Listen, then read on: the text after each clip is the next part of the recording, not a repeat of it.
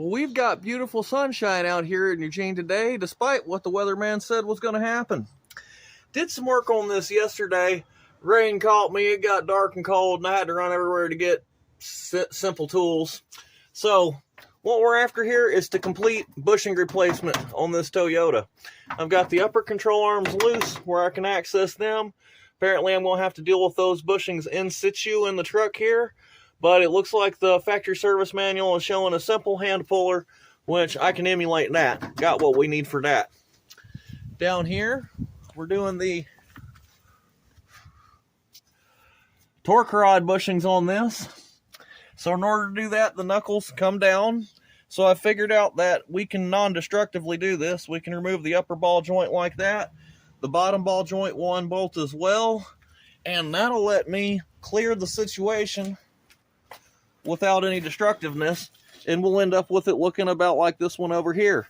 Nope, my ball joints are still attached to my knuckle. I'm just on my outer tie rod, whatever you want to call that. Just got it swiveled and set to the side. So I got my brakes set to the side. Up next, again, I'm going to make the other side look just like this. Then I'm going to release these sway bar links. After that, I should be able to detorque any remaining torque on this rod, and out come these guys, and we can deal with those bushings however we do. One piece at a time. The bolts twist one way to loosen and the other way to tighten. We're on the loosen stage right now. Big cold rain is coming, but not 1 minute too soon. Because look at this friggin' carnage. I just got this thing gutted like a fish. Upper control arms is loosened out. Lower control arms are off the truck. All of the bushings have to be dealt with in situ. Boy, that's ugly as hell looking. I'll have fun with that on my next round. Folks, that was no fun in a couple of spots. This torque rod uses a jam nut situation, and then we're married together. I had to discharge the air gun over and over and over, turning them as one bolt together. Everything's apart. Looking good. Get this control arm out from under here, and we'll clean up all these pieces even better. I cleaned them off real good once, but they need more than that apparently. So there's the lowers out. The uppers are still attached to the car by grace, but I gotta get things put away before this hits. It's about to make me wet. Have fun out there, folks. That's enough beating the hell out of old Willie for one day. Beautifully gloomy, just like I like it out here today. And back on the operating table, we have the Jenkins Mobile Hybrid Highlander. It's no longer a Toyota here, folks. Not whatsoever. And I'll just make brief mention. This is a way quicker car than you think it is. With the hybrid system, with the all-electric rear on it, it's 210 horsepower. Rear electric kicks in and fills in the torque gap that would be missing from the small displacement engine.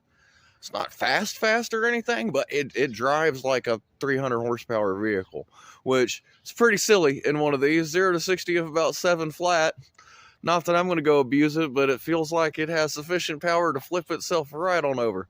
Suspension on this car is great. So what we're doing today, this bearing carrier, and the carrier bearing carrier that is on there has a damaged clip race. Like right here is all marred up, and that clip will not sit in it correctly and lips over, so that's not good.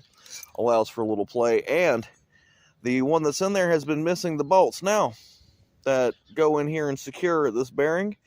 Now, why we have 2 bolt holes here, maybe I'll see again when I get it in there.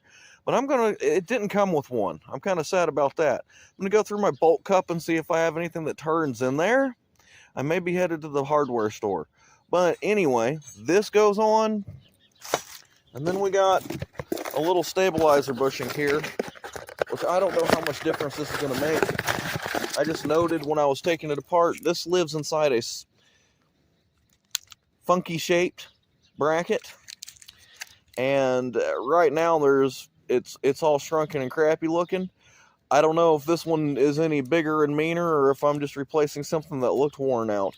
We'll see. It's an anti-vibration damper of some kind, limits travel under the hood.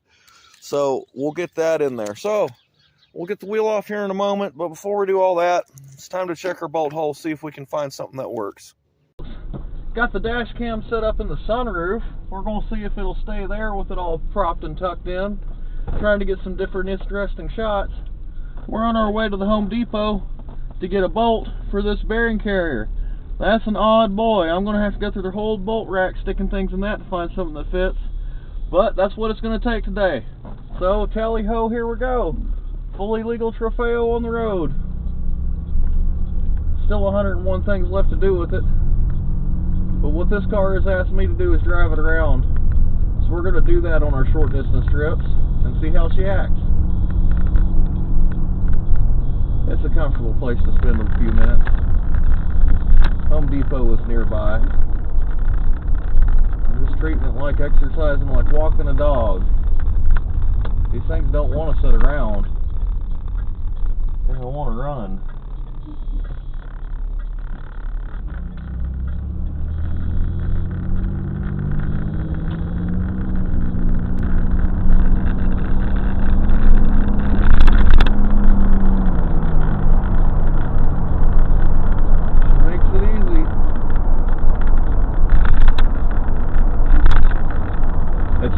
That Highlander hybrid is way faster than this.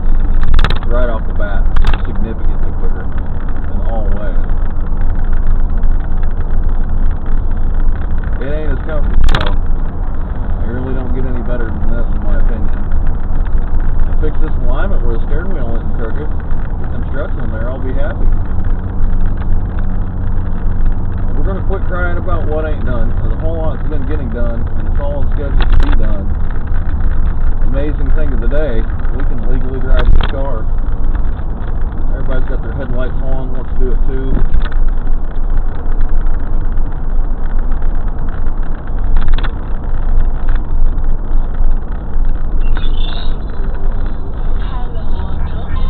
You're gonna have to wait.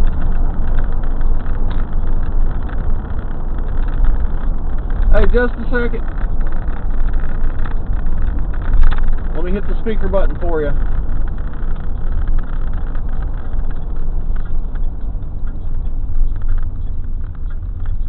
I'll call them back.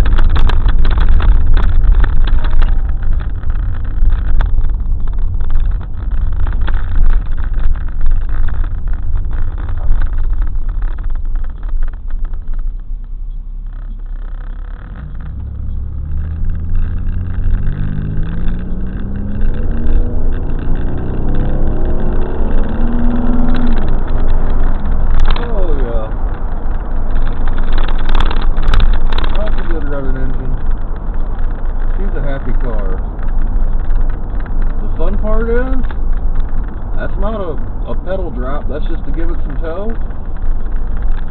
I think it loves it. It ain't mad about that at all. It's mad about anything, it's mad about my putt-putt driving speed. I'm not going fast enough in the damn thing. Hilarious.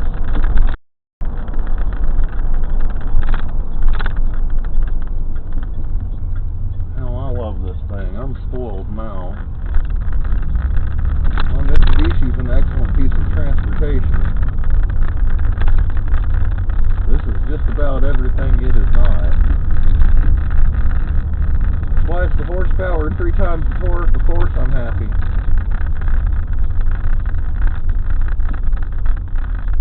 I'll get this bad boy parked away from most traffic. Front suspension is shutting up. It was making way more noise than that from non-operation. I'm going to shut it all the way up this weekend.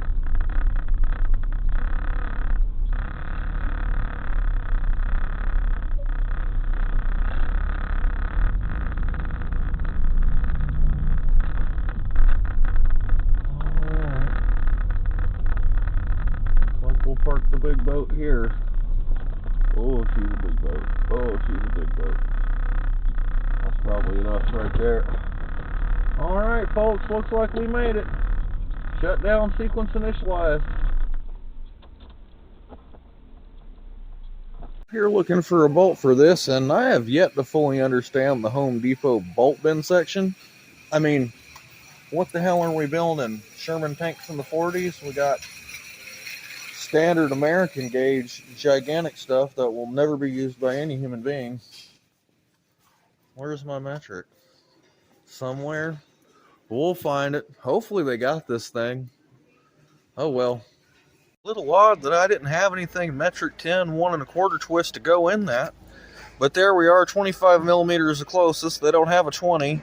Got me a small stack of washers to make up any distance, but I don't want any more thickness than that, I don't think. So that should take care of that. Let's go ring it up and see how expensive this crap was. I don't know exactly what it is these days, folks, but I've been having some productivity issues caused by just, well, the universe. Now, this vehicle, we're going to replace this carrier bearing, or this bearing carrier, because, well, you can see this. Yeah. So, the race that's supposed to hold that clip is somewhat deformed and does not hold the clip as securely as I would like. But I do now have a bolt that I got for the other one that'll fit in this and better secure that. So with a bolt in it, and being as hell it don't fall the hell out without the bolt in it and with the just fucked up carrier, I think we're good here. I think that dust shield probably sits just a tiny bit proud on that. I'm going to make sure that axle is fully seated. But the main locating of that should be from the knuckle. We're going to give it a little pounding, make sure it can go in there no farther. We're going to tie it down to this bolt without the rattler washers on it. We're going to put some more on it until it's not a rattlesnake. And we're going to change out this one upper bushing. I think that's going to solve the problem for my intents and purposes with this vehicle. At least we're going to go with that. I'm going to have them send back that carrier. That's shitty that was that way. But looks correct. Another episode of Ray Charles ordering. Why it won't work. Didn't go into that yet. You see how there are bolts and nuts up here on this top side? This stuff has got to mount to the correct bracket through that, and there's no provision for that. That's where this gets different. This has just got this nub up top. Not same. I'm going to stare at it some more and make sure I'm not crazy. But it appears this is an unusable part to me. In fact, it's pretty clear when you look at that downward face of it. Anyway, sometimes it sucks. Here we are. If you look down that tunnel just right, you'll see my bolt and washer stack combination. So what I did there was use different washers until I found where I could get it finger tight, and then there would just be the tiniest little bit of slack left between the washers before I tightened her on home with my wrench, because I do not want to damage that bearing outside. But that should be just about right. I'm going to put the wheel back on it and test drive this. Also, that bushing is another case, and you can see it right here, this guy. That's another case that sure looks right on the computer screen and ain't right when you got it in your hand. I think it's fine. I think that's the way it's intended to work now that I stare at it more. So I'm going to let the customer know that this thing's pretty damn tight. I don't see where anything's moved at all. The time has come to relax and enjoy the vehicle.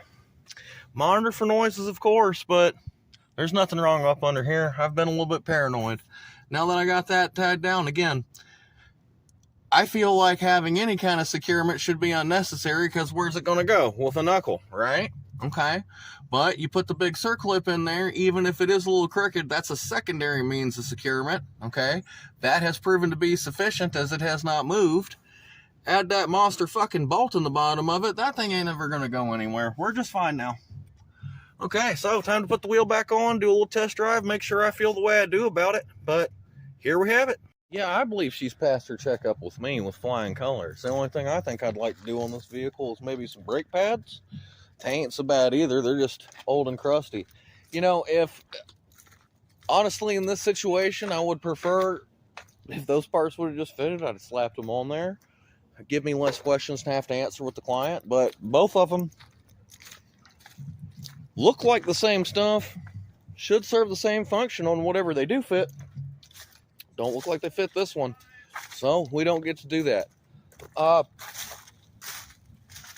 happy with the car, and the customer is too. They've been worried about that carrier bearing because I told them to be worried about that carrier bearing.